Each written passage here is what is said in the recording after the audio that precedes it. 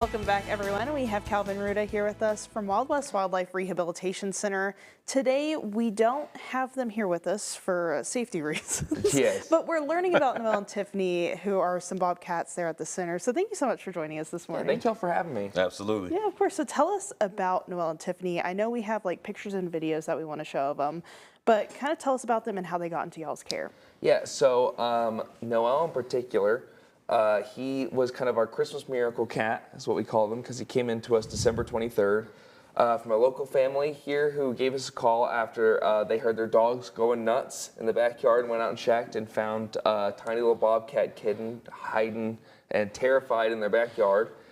And we took him in, and he was extremely malnourished and dehydrated.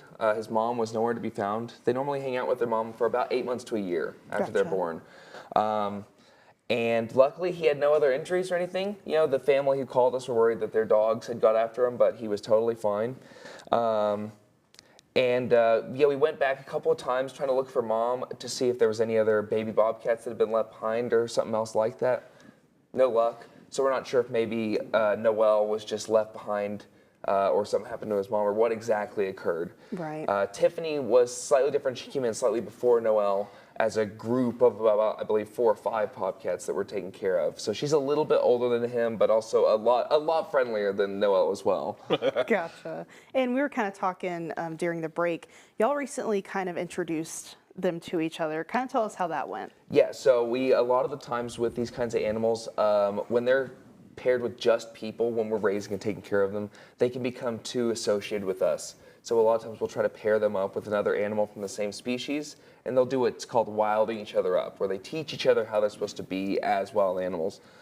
So right now, Noelle and Tiffany, we're putting those two together to see how they do. It's a very slow process, very careful process, because they're not always best friends when they first meet. And so we have right now, I think Tiffany gets put in, this is a little video of it right now, Aww. where Tiffany is inside her little kennel, and Noelle is stretched out in front of it, taking a look and kind of getting used to each other's smells and everything else like that. Yeah. So we're really hopeful that they'll get along and we'll be able to pair them with each other and get to spend time with each other. That is so sweet. That is cool. And he's looking in there like, who is that in there? Yeah, and I mean, that's the thing about it, and why we have to do it like this partially is because outside of when they're kittens and when they're mating, bobcats are very solitary creatures. They Right. do not hang out in groups or anything. They'll hang out with their kittens for, I said, about 8 months to a year while they're taking care of them. And in the short mating season, which happens right around February, they'll spend time with their mate. And outside of that, they're all by themselves. So they take a little bit of getting used to being around another bobcat. Okay. Gotcha. Oh. Oh, I was just gonna ask, are y'all kind of hoping that they'll mate together? You know, I mean, they obviously could, but the main purpose of this is just to get them to wild each other out and to teach each other like that. They won't really form those connections until they're fully mature adults. Yeah. And by that time, they'll probably be out in the wild, and that's when they'll have their own territories. Because the big thing with bobcats is that you have bobcats who kind of create their own territory spaces where they live permanently, and then you have bobcats who kind of roam. And until they find that spot that's going to be theirs permanently, they generally speaking don't find a mate. Right. Gotcha. Now, bobcats are pretty common here in the Panhandle, right? Yes, they are. Now, they are kind of similar to foxes in that they're crepuscular animals, which say they're out in the dusk, dawn hours, kind of late at night. However, they're very solitary, and they're much less likely to hang out in town with us. That's the big difference between them and foxes. Now, of course, these guys are a feline species. They're a little bit bigger. They weigh about 20 to 30 pounds.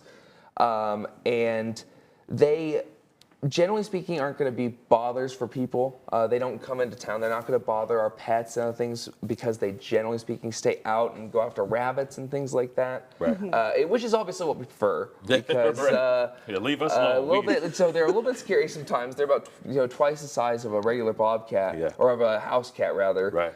And also on top of that, they just, unlike foxes who are super used to our spaces, animals who aren't used to being around people, it's harder for them. Yeah. You know, obviously it's dangerous because people don't always get along well with wildlife. Right. But I know the big things, of course, are roadways, vehicles and stuff are always a big hazard for wildlife.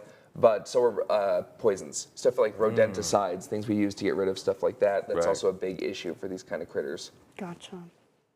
Oh, that's me.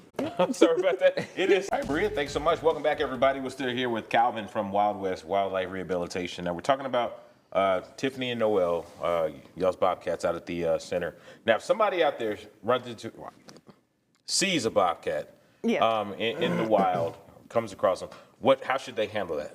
So generally speaking, we're going to recommend that they give us a call right away. It's pretty rare for people to run into a bobcat in the first place, so for it to be in the city is potentially a sign for concern. Right. But we definitely don't want anyone trying to mess with bobcats in particular. Really, wildlife in general is one that's best to be left to professionals, people who are used to handling it. Yes. But particularly an animal like a bobcat, who the only reason you're going to get close to it is if it's like a young bobcat who is missing its mother, in which case you don't necessarily know mom is fully gone. Yeah. Or it's something that's sick or injured or something like that. And those are also times where you really do not want to be messing with wildlife if you're not fully comfortable doing so. And you also, of course, just don't know if they're injured or sick, if there's something wrong with them, and you want to make sure that they're safe and whatever else. So if you can try to just make sure wherever they are, you know exactly where they're at. You keep your pets or kids or whatever else maybe away from.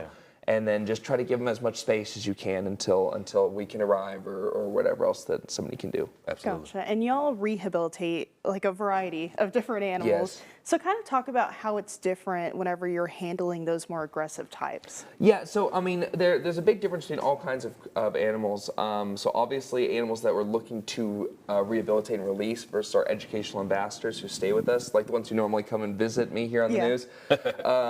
We have to be more careful, obviously, because they're going to be a lot more wild, because we're wanting to keep them that way. We don't want them to become friendly and comfortable around people. Right. You know, as much as Noel's a cutie pie, and it would be super great to bring him onto the news here, him being so grouchy and angry all the time is actually something we'd love to see. And so, because it means we get to put him right back outside, and he's not going to come hanging out with people anytime soon. Now, some animals, even though they're a little bit less friendly, you could still just kind of, work around them and just be careful. Bobcats obviously are not necessarily one that's that safe to do that with. So welding gloves are always an essential, especially as they start getting a little bit older. Baby bobcats, even though their teeth are sharp as heck, we'll try to bottle feed them, and you get like 2 uses out of a bottle before the little nipple part at the end gets just shredded because their teeth are so sharp. Goodness, man. And I know sometimes they'll basically have to use like little plexiglass, like little shield almost to kind of keep themselves because if you have to clean his enclosure or replace his food or anything, he's not too pleased about you being in his vicinity or field of view. Yeah. So yeah, a lot of the times there's safety taken for our rehabbers as well as for the animals, because we obviously don't want to stress them out too much, but we still have to take care of them, so it's always something we have to balance. Gotcha. Well, I think that enclosure would stay dirty if I was. I don't think I'd mess with that. Yeah. All right.